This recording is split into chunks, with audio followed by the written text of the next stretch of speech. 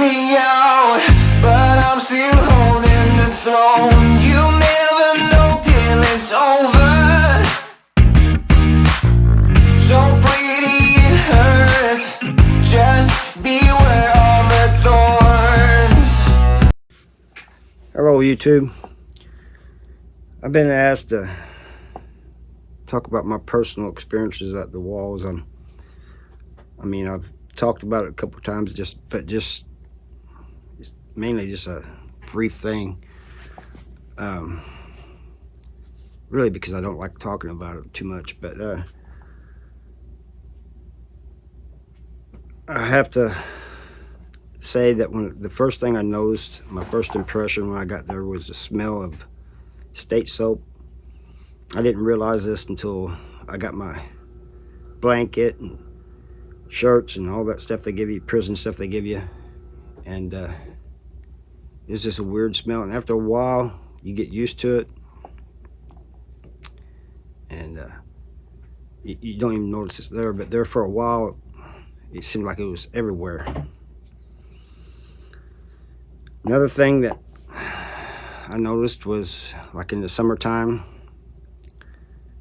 if you're on the top walk, well, if you're on any walk, it was really hot because there's no AC there. But top walk was the worst, and you just sweated and sweated. You know, it didn't even matter if you had a fan. There was this, when I was in R&O, there was this guy came by, Roby Hudson, I remember him. He worked in the property room, and he had stolen fans, and it was a lot easier to do back then than it is now. And he was selling them $10 a piece. I wasted no time buying one. But in the wintertime, it was cold, real cold, and especially if he was on the bottom walk. And sometimes the toilet would freeze over, have a thin layer of ice. And I remember the old heads telling me about this, and I just kind of let it go through one ear and out the other, because I really didn't. I thought they were just telling me stories, you know, but it ended up being true. And another thing that ended up being true was rats coming up out of the toilet. I didn't believe that until it happened to me one time. I heard the water splashing and looked over there, and there's rats sticking up. And I think that the one thing I can't ever get used to, I mean, people don't believe me when I say this, but those who have been there know what I'm talking about, is the cockroaches. Huge cockroaches. I don't know where they came from, but I don't know if they mutated or what, but they were huge, you know, bigger than the cockroaches I was used to seeing. But when I first got there, I was in R&O, and I went to the chow hall, and I didn't know that it was self-segregated. Whites on one side and blacks on the other. And I went to the wrong side, and this guy comes up to me and he said, "You're in my seat." And I said, "Okay, I'll just move over." And he goes, "That's my partner's seat." He goes, "Let me give you some free advice. Your kind sits over there." So I get up and I start heading over to the white side, and it seemed like everybody in the chow hall was watching me. And there was this table with 3 guys in it, at it, and they said I could sit there with them. They said their partner went to the hole, and if I wanted that seat, it was mine, and I had to make sure it stayed mine. Somebody tries to take it from me, you know, I had to take my seat back. They said, if you don't, you know, it's a sign of disrespect to you, and it's also kind of disrespectful to us. I said, well, what if you're partner gets out of the hole and wants his seat back. They said he lost his seat when he went to the hole. I said he may try to sit down here, but you don't let him sit here. You take your seat. This is your seat. I just thought that was strange, you know. But then there's the tunnel. The tunnel is basically a long corridor that went from one side of the prison to the other. Went from 2 house all the way over to 5 house. And I think everybody called it the tunnel, but it was just a long corridor. And I think 5 house and 2 house were built after the 1954 riot. There was a guy named Joe, I think his name is Vadura or something like that, and he's interviewed about the 1954 riot. He was there, and I'll try to put a link in the description if you guys want to watch that. It's pretty interesting, you know. But to me, it's always interesting when somebody is talking about history that they've lived, and maybe you guys will be interested too. But I remember one time being in the control center, and people who've been there know what I'm talking about. It's halfway between down the tunnel, and you go into this open area, and there's a control center, and off to the right there's a little hallway that goes to medical. The other way you go to visiting. And I was waiting on a visit. And there's some people who call me cold for doing this, but I wasn't being cold. He would have done the same thing if the situation was reversed. This guy comes in, staggering in, has a white t-shirt on, holes all through it, and the white t-shirt's almost dyed red. And he comes walking up to me saying he needed medical. And I put 2 fingers out and held him back and said, yeah, you probably do. I did that for several reasons. 1, it was none of my business. 2, I did not want to get anything on me that would hinder my visit. You know, that could have slowed it up. And 3, the guards were already coming out of the control center anyway. They saw him, you know, so it wasn't me being mean or anything. Like I said, he would have done the same thing. I mean, it's just the way it was. But I was told there's like corners in this tunnel, like a couple corners at each end. And if you had to walk down and go around one of these corners, you always make a wide turn because there's no cameras and you don't know if somebody's on the other side. You don't know what's going to happen. So you want to have plenty of leeway when you're going around there so you can be ready for anything. And I mean, it kind of a bad way to live, but that's just the way it was. You know, always on your guard. Always being aware of everything. But I remember another time I was down on I got up early one morning, real early.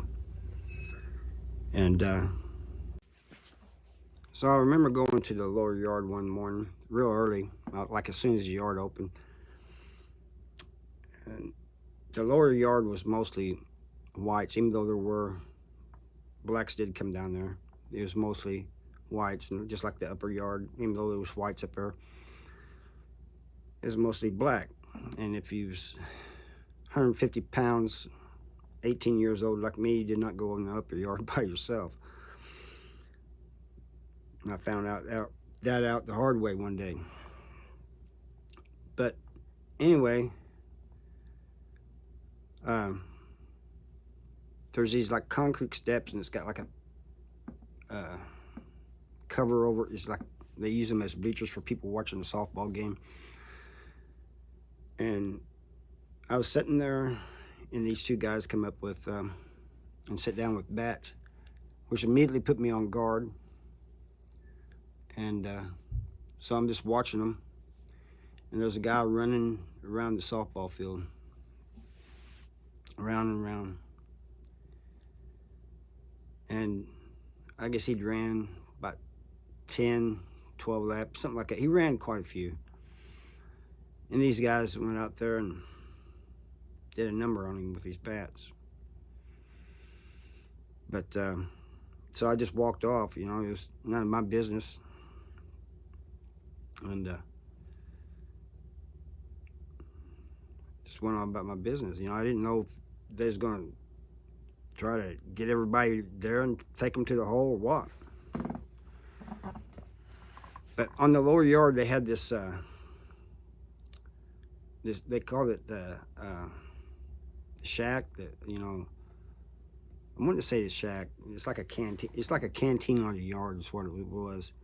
And what you'd do in the canteen, you would buy these $5 cards, and they had these coupons in them. So you'd go down there, and say you wanted a soda, you'd pull off the coupons that would pay for a soda and give it to them, and they'd give you a soda. So I was hanging around this group that, I don't know, there's probably 10 or 15 guys.